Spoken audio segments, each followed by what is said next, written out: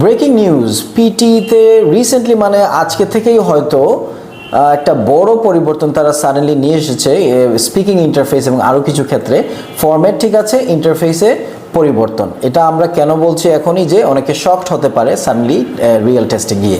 For example read অ্যালাউডে এখন countdown টাইমারটা দেখাবে একটা সার্কেলের মতো, মাঝখানে 40 সেকেন্ডস থেকে কাউন্টডাউন হবে এবং সার্কেলটা খালি হতে থাকবে।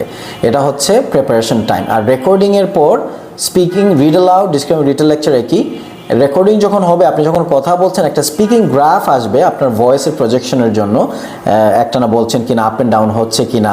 এটাতে অনেকে প্যানিক করতে পারে, বাট এটা আমার মনে হয় যে ফ্লুয়েন্সি অ্যাসিস্ট করার জন্য এটা করেছে। এবং রিপিট সেন্টেন্সের ক্ষেত্রে আসার পর 3, 2, 1 সেকেন্ড এরকম কাউন্টডাউন হয়ে সেন্টেন্সটা প্লে করবে এবং সেন্টেন্স প্লে হওয়ার পর, যেমন আগে 2 সেকেন্ডের পরে রেকর্ডিংটা স্টার্ট হতো, এখন ইমিডিয়েটলি রেকর্ডিংটা স্টার্ট হয়ে যাবে উইদিন এ সেকেন্ড, খুব একটা টাইম দিবে না। অ্যান্ড আরেকটা হচ্ছে যে আপনার এর ক্ষেত্রে আপনি একসাথে 4টা লাইন স্ক্রিনে দেখতে পারবেন টাইপিং বক্সে। আগে বেশি দেখা যেত, এখন 4টা লাইন দেখবেন।